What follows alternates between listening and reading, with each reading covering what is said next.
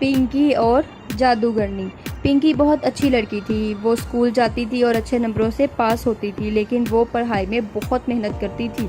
लेकिन फिर एक रोज़ इसकी टांगों में दर्द हुआ और इसके लिए चलना मुश्किल हो गया। इसके घर वाले बड़े परेशान हुए, इसको डॉक्टर के पास लेकर गए, इसे दवाइयाँ दी, लेकिन इनसे कोई फ़ायदा ना हुआ। फिर दूसरे डॉक्टर को दिखाया गया, लेकिन इससे भी कोई फ़ायदा ना हुआ। इसके बाद सारे डॉक्टरों को दिखाया गया, लेकिन पिंकी को कोई फ़ायदा ना हुआ।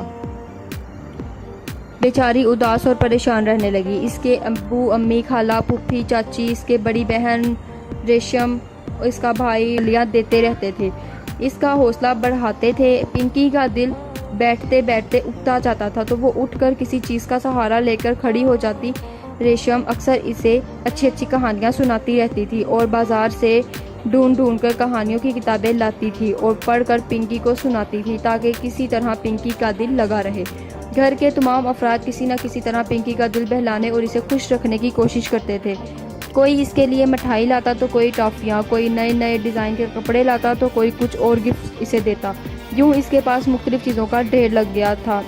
एक रोज़ पिंकी रो रही थी। इसकी अम्मी ने इसे पहले चुप करवाने की कोशिश की और फिर बेजार होकर इसे डांट दिया और खुद वहाँ से चली गई। रेशम ने पिंकी को समझाया कि देखो, तुम्हारी वजह से सभी लोग परेशान हैं, इसलिए रो कर इन्हें मज़ीद और परेशान मत किया करो।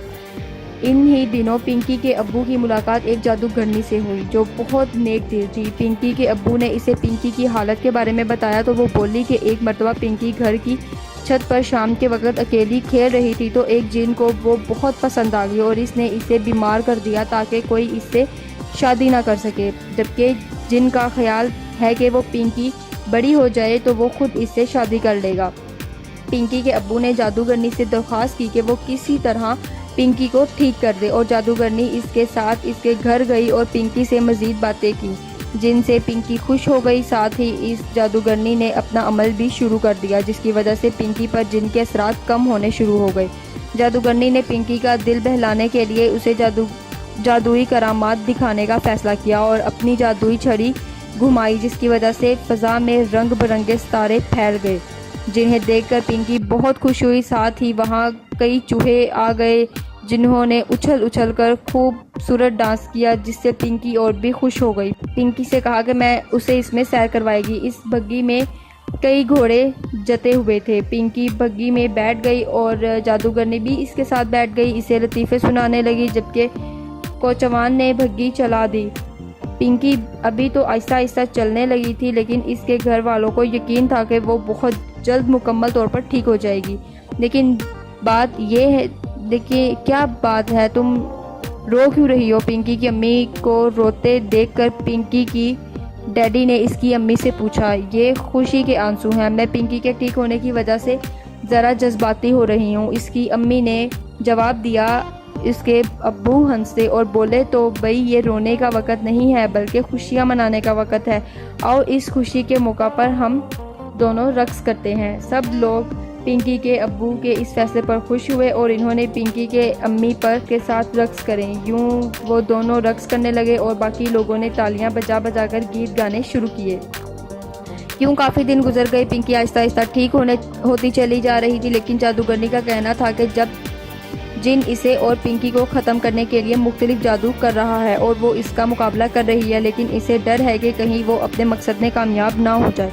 बस इस वजह से घर में उदासी छाई हुई थी और सभी लोग परेशान थे। पिंकी के अब्बू सभी लोग तसल्लियाँ दे रहे थे कि खुदा से दुआ करने की तलकीन कर रहे थे। जादूगरनी ने बताया कि आज रात इनका और जिन का आखिरी मुकाबला होगा और इसी में इनकी हार जीत का फैसला हो जाएगा। अब तो सब लोग और ज़्यादा परेशान हो गए थे कि न जाने इस मुकाबले का क्या नतीजा निकलेगा। और फिर खुदा करके रात गुजर गई। ने खुशखबरी सुनाई कि इसने जिनको ख़त्म कर दिया है और अब तो सब लोगों की खुशी का कोई ठिकाना ना था। पिंकी अब बिल्कुल ठीक हो चुकी थी। इसने नए कपड़े, मोज़े और जूते पहन लिए और चलने फिरने लगी। सब लोगों ने जादूगरनी का बहुत बहुत शुक्रिया अदा किया और वहाँ से चली गई। सब ही लोग बेहद खुश थे। रेशम की तो खुशी का ठिकाना नहीं था, वो जज्बाती होकर रोने लगी। तो इसके अब्बू ने इसे सीने से लगा लिया और फिर इन सब से कहा कि वो इन्हें जल्दी ही दरिया की सैर करवाने ले जाएंगे, जहां वो लोग पिकनिक में पिकनिक भी मनाएंगे और मछलियाँ भी पकड़ेंगे। और सब लोग बहुत ज़्यादा खुश हो गए थे।